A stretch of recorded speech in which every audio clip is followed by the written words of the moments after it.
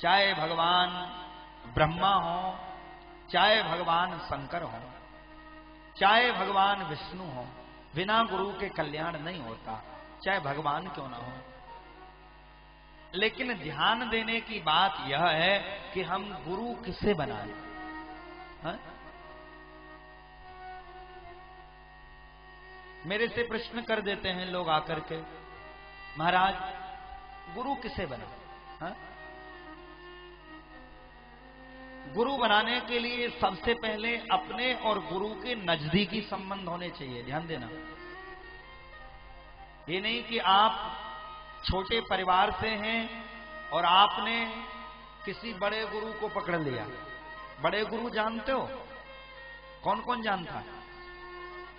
जिनके दर्शन करने के लिए कम से कम 4 दिन लाइन में लगना पड़े, हैं? कम से कम 50-60 गाड़ी हो गुरुजी के पास, और कम से कम 1000-2000 आश्रम हो, और 2-4 करोड़ शिष्य हो। वो होते हैं बड़े गुरु, वीआईपी गुरु, और उनके वीआईपी चेला होते हैं। अब वीआईपी चेला तो आप जानते होंगे, जो माथा टेकते समय कम से कम 1 लाख की गड्डी चढ़ाए, वो वीआईपी चेला होता है। उसका दर्शन का सबसे पहले नंबर आता है। ऐसी जगह आप भूल करके मत फंसना। हाँ, मैं इसलिए कह रहा हूं क्योंकि आप सब मेरे हैं। हाँ? गुरु के और अपने नजदीकी संबंध होने चाहिए। ध्यान देना, जब आपका मन हो तब जाकर के आप अपने गुरु से अपने हृदय का अज्ञान दूर कर सको, ऐसा गुरु होना चाहिए। दूसरे, अपने से उच्च जाति का गुरु होना चाहिए। हाँ? जिसे हम गुरु बना रहे हैं उसकी जाति भी देख लें, अपने से उच्च जाति का गुरु होना चाहिए। और गुरु को ज्ञानी भी होना चाहिए। ध्यान देना, और एक सुंदर बात और बता दूं आपको, गृहस्थी को चाहिए कि वो प्रयास करे कि मैं किसी गृहस्थी को ही अपना गुरु बनाऊं।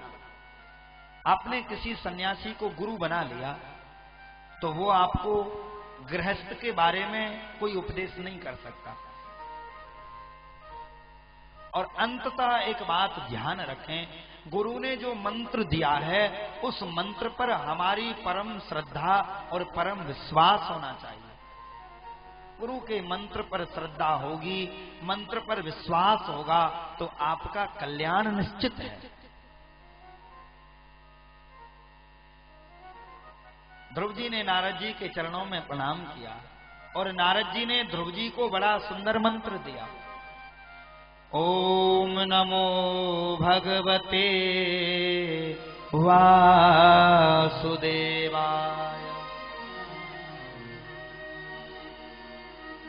बेटा, इस मंत्र को आप यमुना के किनारे जो मधुवन है, इस मधुवन में जाकर के जप करो।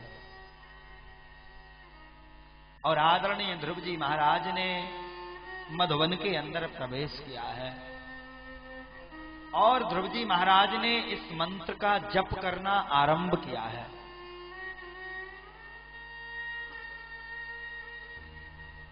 प्रथम माह ध्रुव को मंत्र जपते जपते आरंभ हुआ।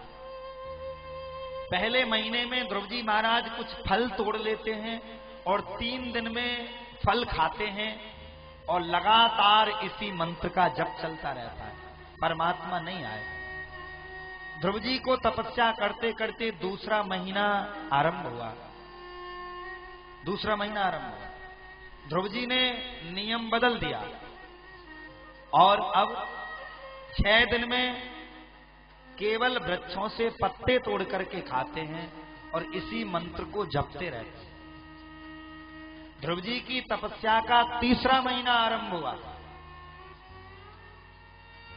नियम बढ़ता जा रहा है। अब ध्रुव जी महाराज पत्तों को तोड़ करके नहीं खाते, जो पत्ते नीचे टूटे मिल जाते हैं उनको उठाते हैं और 9 दिन में केवल 1 बार खाते हैं और 9 दिन तक भूखे रहते हैं, इसी मंत्र को जपते रहते हैं। लेकिन परमात्मा नहीं आए।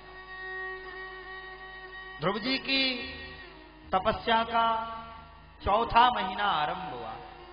ध्रुव जी महाराज ने अब उन पत्तों को भी खाना छोड़ दिया और अब 12 दिन में केवल एक बार जल पीते हैं और निरंतर इसी मंत्र का जप करते रहते हैं।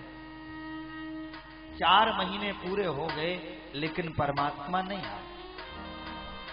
5वां महीना आरंभ हुआ और ध्रुव जी महाराज ने अपने नियम को और बढ़ा दिया। अब जल पीना भी बंद कर दिया और एक पैर पर खड़े हो गए और प्राण वायु को रोक लिया और इसी मंत्र का जप करने लगे। इस श्रीमद् भागवत का प्राण मंत्र है। जिनको गुरु मिल गए हैं वो तो अपने गुरु मंत्र का जप करें। जिन्हें अब तक गुरु न मिले हों वो भगवान श्री कृष्ण को गुरु मान करके, क्योंकि कृष्णं वंदे जगत गुरु, भागवत के इस मंत्र से अपना कल्याण कर सकते हैं। आइए मेरे साथ 2 घड़ी इस मंत्र का जप कर लें। ओम नमो भगवते वासुदेवाय। ओम नमो भगवते वासुदेवाय। ओम नमो भगवते, दोनों हाथ उठा के मीठे मीठे ताली।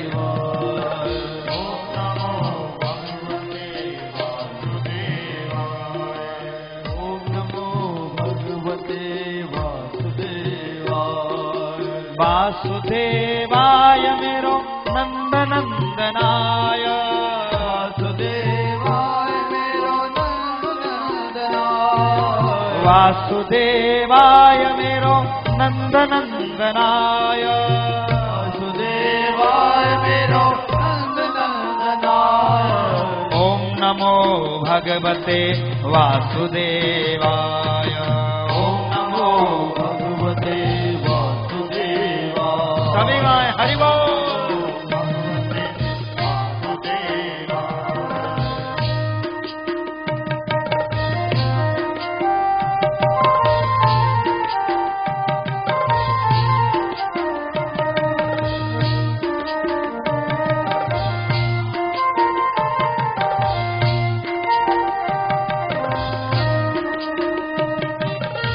ये पीछे वाले भाई लोगों से हाथ जोड़ करके निवेदन है, पीछे वाले बुजुर्ग लोग आगे सरक आए, आगे आ जाए।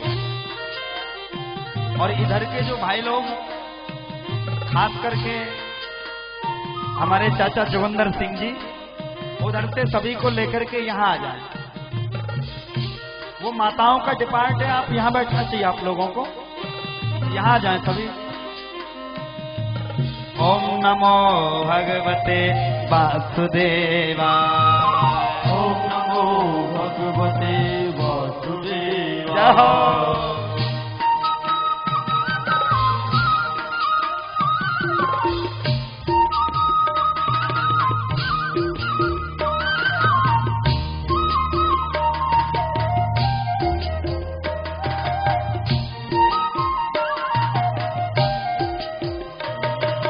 ओम नमो भगवते वासुदेवाय। ओम नमो भगवते वासुदेवाय। वासुदेवाय वासुदेवाय। नंद नंदनाय। वासुदेवाय वासुदेवाय। नंद नंदनाय। वासुदेवाय वासुदेवाय वासुदेवाय।